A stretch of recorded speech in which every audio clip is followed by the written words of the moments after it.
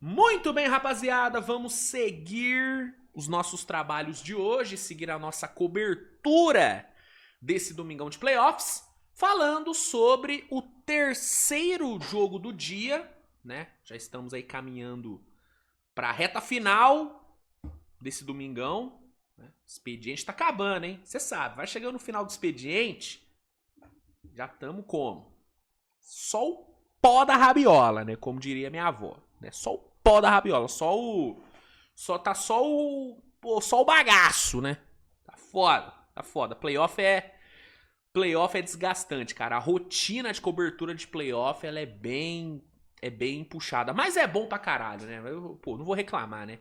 Fiquei o ano inteiro esperando o playoff, reclamando da regular, que a regular não acabava. E aí vai chegar o playoff, eu vou reclamar de trabalhar? Lógico que não, né, pô? Aqui a gente trabalha, porra! Aqui a gente trabalha. Enfim, mas tá acabando o expediente, eu não vou mentir. Quando vai chegando, assim, o último jogo, porra, já vai... Sabe, eu já vou olhando pra cama, a gente já vai dando aquela flertada, ó, tô chegando aí. Enfim. Mas ainda não acabou, né? Vamos aqui falar sobre o terceiro jogo do dia. Duelo entre Pistons e Orlando Magic, primeiro jogo da série. Jogo onde a gente teve algo inédito, né? Pela primeira vez nesse playoff, nós tivemos um mando de quadra sendo roubado. Pois é, em todos os jogos que rolaram até agora, lembrando que ainda vai rolar Spurs e Blazers, inclusive tá rolando neste exato momento, tô vendo aqui de segunda tela, mas até o jogo de hoje, entre Pistons e Magic, todos os mandantes mantiveram seus mandos.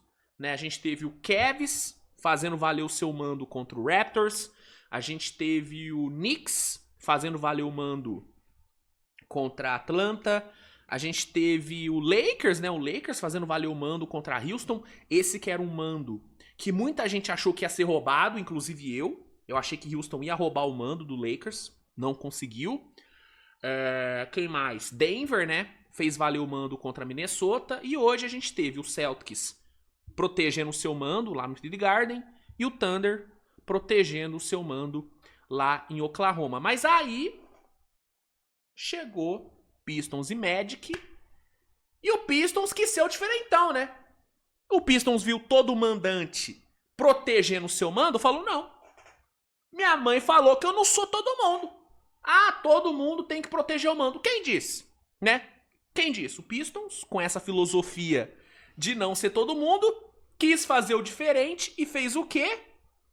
Perdeu o seu primeiro mando. Sim, o Orlando Magic, que é muito importante lembrar, se classificou pelo play-in como seed 8, tá? O Orlando Magic rouba o mando do Pistons, vence em Detroit por 112-101 e vou falar, tá? Não é que, ganhou... Não. Ganhou, sim, de forma categórica, tá? O Orlando Magic foi senhor do jogo, tá? Senhor do jogo. Do começo ao fim, foi o Magic quem dominou, né? Claro que o Pistons teve ali seus bons momentos na partida e tal, teve boas sequências defensivas, teve um Cade Cunningham jogando pra caralho e literalmente, né, no sentido mais puro da expressão, jogando sozinho, né? Hoje, assim, não é exagero algum falar que o Cade jogou sozinho. Ele realmente jogou sozinho. Dos 101 pontos que o Pistons marcou na partida, 39 foram do Cade. 39, tá? Só pra vocês terem noção da forma como o Cade foi uma ilha nesse ataque de Detroit, ele jogou 40 minutos, lembrando que ele se recuperou recentemente, né, de um problema no pulmão, né? Jogou 40 minutos, marcou 39 pontos nesses 40 minutos. Com 13 de 27 no field goal, com 3 bolas de 3 e ainda arrumou 4 assistências. Como ele conseguiu 4 assistências, eu não sei. Porque nenhum jogador do Pistons conseguiu matar a bola, né? Você teve um Tobias Harris sendo o mais produtivo, né? Fora o Cade, ele marcou 17. Mas aí você teve Duncan Robinson com só 9 pontos no jogo. Alsar Thompson com só 8 pontos. Alsar Thompson que inclusive terminou no top 3 para Depoy, né? Tá concorrendo o Depoy aí com o Chet e o Wemby. Assim, concorrendo o segundo lugar, né? Porque o primeiro lugar, obviamente, vai ser o Wembanyama. Não tem nem dúvida em relação a isso. Mas assim, o Alsar concorrendo a Depoy. Não tá concorrendo a jogador ofensivo, né? Porque ele, ofensivamente, ele é muito problemático hoje. Muito mal. Aí você teve o Isaiah Stewart vindo do banco. 3 pontos, todos de lance livre. O Ron Holland, 2 pontos. Javonte Green, 3 pontos, todos de lance livre. Kevin Huerter, 3 pontos. O shooter Kevin Huerter marcou 3 pontos, tá? E o Danny Jenkins, que era uma grande esperança desse time do Pistons vindo do banco. Ele que teve uma temporada muito boa, né? Surpreendente. 1 de 7 em 22 minutos. E aí, quase que eu esqueci dele, né? O Jalen Duren. O Jalen Duren que foi o segundo melhor jogador de Detroit na temporada. Jalen Duren que tá concorrendo a Most Improved Player. Tá concorrendo contra o Avdija e contra o Alexander Walker. Amanhã, inclusive, tá, gente, no Switch TV Show, eu vou dar uma passada, né, em todos os concorrentes aos prêmios individuais, né? A NBA soltou hoje os 3 candidatos, né, a cada um dos prêmios. E amanhã eu comento mais. Só que o Jalen, né, já queimando pauta, foi colocado como um dos candidatos a Most Improved Player, mais do que justo. Eu acho que dava para ter colocado, por exemplo, um Keira. Eu acho que a evolução do Keira foi mais impressionante do que a do Jalen Duren. Mas tudo bem. Também não vou ser eu a discutir o Jalen Duren. Mas assim, e de fato a temporada dele foi muito boa. Uma temporada enorme. Uma temporada de All-Star, uma temporada de All-NBA. Uma temporada onde ele se colocou como um dos melhores pivôs do leste, né? Uma evolução muito grande na parte ofensiva, na parte defensiva, né? O pick and roll dele com o Cade Cunningham foi uma das principais armas da Conferência Leste, né? E, obviamente, a grande arma desse ataque do Pistons. Esse cara marcou 8 pontos no jogo de hoje, cara. Numa estreia de playoff em casa, ele marcou 8 pontos. Então, o Cade Cunningham, ele jogou completamente sozinho. E do outro lado, a gente teve o Magic que jogou como um time. A gente teve, de um lado, um time de um homem só, enfrentando um time de 5, 6, 7, de 9 jogadores. Os 9 jogadores do Magic contribuíram muito bem. Tirando o Jamal Cain, que jogou só 9 minutos, que aí não dá nem pra contar, todos os outros jogadores do Magic foram muito produtivos, né? O banqueiro, obviamente, foi o que mais se sobressaiu. Inclusive, mais um jogo onde eu não tenho o que falar do banqueiro, né? Assim como eu não tive o que falar dele no jogo contra a Charlotte, que ele tomou conta do jogo, hoje eu também não tenho o que falar do banqueiro, né? Hoje ele fez mais um grande jogo. Em 37 minutos em quadra, marcou 23 pontos em 15 arremessos tentados, 8 convertidos. Foi 7 vezes pro lance livre, converteu 5, pegou 9 rebotes, deu 4 assistências, teve um plus-minus de mais 10, sabe? Foi mais um jogaço do banqueiro, né? Foi mais um jogo onde ele entendeu a importância dele pro time e foi o protagonista, né? Como diria, né, o narrador. É de um protagonista que o Magic precisa! O Magic precisava de um protagonista e o banqueiro assumiu esse protagonismo que, né, ele também assumiu contra a Charlotte, mas durante a regular nem tanto, né?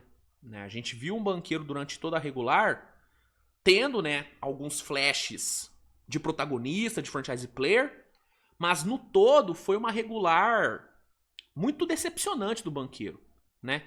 Onde em vários jogos a gente viu um banqueiro deslocado do jogo, frustrado, sabe? Meio apático. Só que a chavinha do cara virou, mano. O banqueiro que tem, né, um histórico de crescer em pós-temporada, né? Apesar das críticas que eu tenho ao banqueiro e de eu realmente ter dado uma desanimada com ele, é inegável que o banqueiro é um cara que quando chega playoff ele muda. Tanto que os números dele em pós-temporada são excelentes, né? Ele tem uma média de 27,6 pontos com 8,5 rebotes em pós-temporada. Né? O Banqueiro é um cara que no playoff sobe o nível. E ele subiu, né? Depois de um jogo horrível contra a Filadélfia no primeiro jogo do play-in, ele veio para o jogo contra a Charlotte destruindo e hoje destruiu. Jogou pra caralho, né? Enfrentando uma das defesas mais físicas da liga. Ele foi pra cima, tratorou em vários momentos e teve a ajuda dos seus companheiros, diferente do Cade. O Cade também jogou pra caralho. O Cade também pegou uma das defesas mais físicas da liga. Inclusive, importante falar, a identidade defensiva de Orlando voltou, hein? Essa identidade que havia se perdido durante a regular, ela já havia dado sinais de volta contra a Charlotte e hoje apareceu. A defesa de Orlando fez um trabalho excelente. Muito da falta de produção do entorno do Cade Cunningham se deu também a boa marcação de Orlando, principalmente marcando pick and roll. Né? Cade e Jalen Duren não conseguiram se achar em pick and roll, muito por conta da ótima marcação de Orlando, então tem que ser elogiado. Mas, assim, o Banqueiro pegou uma defesa física, como a defesa de Detroit, passou por cima. E teve outros também aparecendo bem. Vamos lá, Franz Wagner, né, em 32 minutos, e claramente ainda não estando 100% recuperado da lesão, veio para 19 pontos, né? Ele pegou um quarto período onde o Banqueiro começou no banco e assumiu o ataque no começo do quarto período, sustentando a liderança do Magic, mantendo o Magic na frente. Né? Então foi um ótimo jogo do Franz Wagner.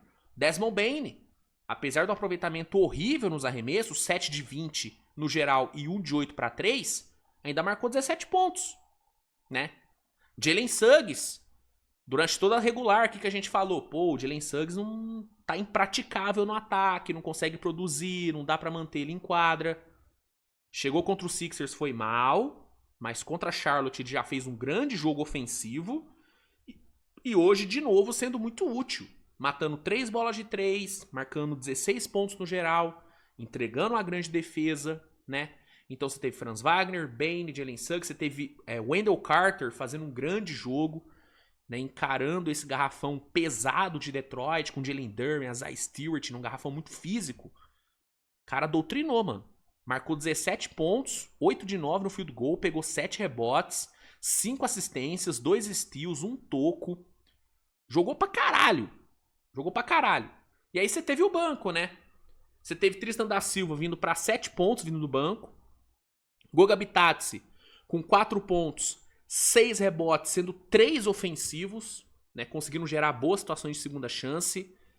E você teve Anthony Black, 22 pontos, 22 minutos, 7 pontos para ele, 3 assistências, nenhum turnover, 2 tocos, 1 steal. Então, o grande ponto que fez Orlando vencer hoje e fez Orlando ser o primeiro visitante a roubar o mando nesse playoff, sendo o seed 8, né, o que deixa tudo ainda mais impressionante, foi a coletividade. A coletividade foi o segredo para Orlando hoje. Entendeu? O Banqueiro foi um puta diferencial, com certeza. Mas o fato do coletivo do Magic ter ajudado foi fundamental. Porque foi o que faltou em Detroit.